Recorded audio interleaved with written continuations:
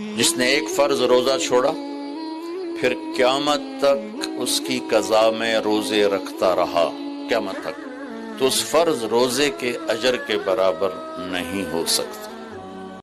خوشی خرید کے دکھا دو، سکون خرید کے دکھا دو۔ اگر پیسہ ہی سب کچھ ہے، عزت کا تمہیں دھوکہ لگتا ہے، لوگ تمہیں نہیں سلام کرتے، تمہارے پیسوں کو سلام کرتے ہیں، تم سمجھتے ہو مجھے عزت مل رہی، تو میرا اللہ کہہ رہا ہے اگر تو یہ چاہتا ہے کہ تیری ہر خواہش پوری کر دوں تو ایک طریقہ میں بتاتا ہوں۔ ایک تم نے بنایا کہ پیسہ بناؤ، پاؤنڈ بناؤ، ڈالر بناؤ، پھر جو چاہے مرضی کرو۔ ارے جب تک تم پیسہ کما کے فارغ ہوتے ہو تمہاری زندگی ختم ہو چکی ہوتی، شام ہو چکی ہوتی۔ 40 سال کے بعد تمہارے ہاتھ میں پیسہ آتا ہے، پیچھے رہ کی گیا، اثر تو ہو گئی، پیچھے دن کتنے باقی ہیں۔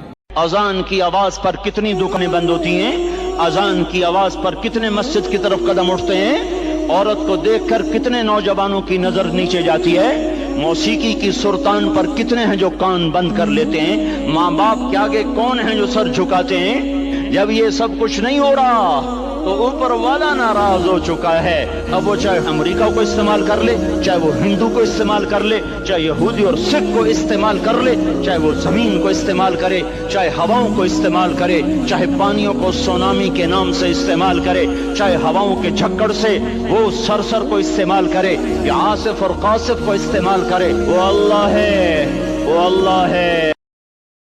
اور میرا اللہ کیا کہتا ہے کہ میرے بندے، میری بندی، تو اتنے گناہ کر کہ یہاں سے اٹھا اور آسمان کی چھت کو لگا، اللہ اکبر، اور پھر گناہوں سے بھر کے اوپر لیا اور آسمان کی چھت کو سارے گناہ لگا دے۔ اور میرا اللہ کہتا ہے اگر تم نے آدھی زبان سے کہہ دیا نا یا اللہ معاف کر، تو میں سارے ہی معاف کر دوں۔ میرے نبی کے نواسے نے سب کچھ کھو دیا لیکن اللہ کو پا لیا، یزید نے سب کچھ پا لیا پر اللہ کو کھو دیا۔ کس پہ لعنت برس رہی ہے؟ میں ہاتھ جوڑ کے معافی مانگتا ہوں، ہم روتے ہیں حسین کے لیے اور کھڑے ہیں یزید کی صف میں، ہم روتے ہیں علمدار کے لیے، عباس کے لیے، اور کھڑے ہیں ہم شمر کی صف میں۔ ہمارے ساتھ اللہ کا معاملہ کیسے صحیح ہوگا؟ ہر تمنا دل سے رخصت ہو گئی، اب تو آجا، اب تو خلوت ہو گئی، ساری دنیا ہی سے وحشت ہو گئی، اب تو آجا، اب تو خلوت ہو گئی۔ غیروں کی بات بری بھی بری لگتی ہے، اپنے کچھ کہہ دیں تو ایسا لگتا ہے جیسے خنجر لگ گیا۔ اگر میری بیٹی مجھے کہہ دے کہ مجھے یہاں شادی نہیں کرنی تو وہ میری نافرمان نہیں، اس نے شریعت کا حق استعمال کیا ہے۔ میرا بیٹا کہہ دے کہ ابا میں یہاں شادی نہیں کر سکتا تو یہ اس کا حق ہے، وہ کیسا۔ کوئی معافی مانگنے آ جائے تو دیر نہ کرنا، فوراً معاف کرنا، اور تم سے خطا ہو جائے تو معافی مانگنے میں دیر نہ کرنا، اللہ کی رحمت تم ایسے چھاؤں میں لے لے گی۔ غیروں کی بات بری بھی بری لگتی ہے، اپنے کچھ کہہ دیں تو ایسا لگتا ہے جیسے خنجر لگ گیا۔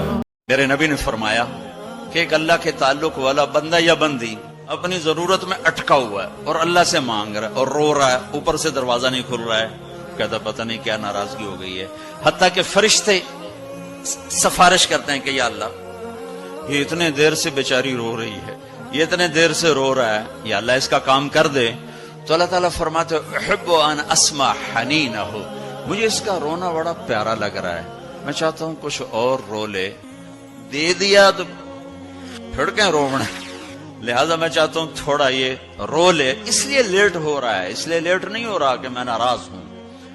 حضرت علی کا فرمان ہے جب میرا دل کرتا ہے کہ میں اللہ سے بات کروں تو میں نماز پڑھتا ہوں، تو میں اپنے اللہ سے باتیں شروع کر دیتا ہوں، اور جب کبھی میرا دل کرتا ہے کہ اللہ مجھ سے بات کرے، اللہ مجھ سے بات کرے تو میں قرآن پڑھتا ہوں، تو میرا اللہ مجھ سے ہم کلام ہو جاتا ہے۔ ہائے ہائے، میرے نبی نے کہا کہ اور کسی کو دھوکہ نہ دینا، دیانتداری سے چلنا۔ ان دو صفتوں پر میرے نبی نے فرمایا کہ میرا امتی ہر گناہ کر سکتا ہے، دو نہیں کرے گا، ایک جھوٹ کبھی نہیں بولے گا، ایک دھوکہ کبھی نہیں۔ اگر میری بیٹی مجھے کہہ دے کہ مجھے یہاں شادی نہیں کرنی تو تو وہ میری نافرمان نہیں، اس نے شریعت کا حق استعمال کیا ہے۔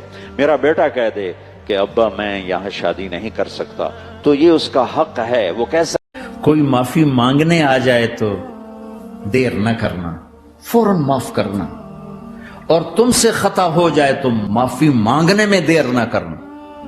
اللہ کی رحمت تم ایسے چھاؤں میں لے لے گی۔ ہر تمنا دل سے رخصت ہو گئی، اب تو آجا، اب تو خلوت ہو گئی، ساری دنیا ہی سے وحشت ہو گئی، اب تو آجا، اب تو خلوت ہو گئی۔ خوشی خرید کے دکھا دو، سکون خرید کے دکھا دو۔ اگر پیسہ ہی سب کچھ ہے، عزت کا تمہیں دھوکہ لگتا ہے، لوگ تمہیں نہیں سلام کرتے، تمہارے پیسوں کو سلام کرتے ہیں، تم سمجھتے ہو مجھے عزت مل رہی ہے، تو میرا اللہ کہہ رہا ہے اگر تو یہ چاہتا ہے کہ تیری ہر خواہش پوری کر دوں تو ایک طریقہ میں بتاتا ہوں۔ ایک تم نے بنایا کہ پیسہ بناؤ، پاؤنڈ بناؤ، ڈالر بناؤ، پھر جو چاہے مرضی کرو۔ ارے جب تک تم پیسہ کما کے فارغ ہوتے ہو تمہاری زندگی ختم ہو چکی ہوتی، شام ہو چکی ہوتی۔ 40 سال کے بعد تمہارے ہاتھ میں پیسہ آتا ہے، پیچھے رہ کی گیا، اثر تو ہو گئی، پیچھے دن کتنے باقی ہیں۔ جس نے ایک فرض روزہ چھوڑا پھر قیامت تک اس کی قضا میں روزے رکھتا رہا، قیامت تک، تو اس فرض روزے کے اجر کے برابر نہیں ہو سکتا۔ میرے نبی کے نواسے نے سب کچھ کھو دیا لیکن اللہ کو پا لیا، یزید نے سب کچھ پا لیا پر اللہ کو کھو دیا۔ کس پہ لعنت برس رہی ہے؟ میں ہاتھ جوڑ کے معافی مانگتا ہوں، ہم روتے ہیں حسین کے لیے اور کھڑے ہیں یزید کی صف میں، ہم روتے ہیں علمدار کے لیے، عباس کے لیے، اور کھڑے ہیں ہم شمر کی صف میں۔ ہمارے ساتھ اللہ کا معاملہ کیسے صحیح ہوگا؟ اور میرا اللہ کیا کہتا ہے کہ میرے بندے، میری بندی، تو اتنے گناہ کر کہ یہاں سے اٹھا اور آسمان کی چھت کو لگا، اللہ اکبر، اور پھر گناہوں سے بھر کے اوپر لیا اور آسمان کی چھت کو سارے گناہ لگا دے۔ اور میرا اللہ کہتا ہے اگر تو نے آدھی زبان سے کہہ دیا نا یا اللہ معاف کر، تو میں سارے ہی معاف کر دوں۔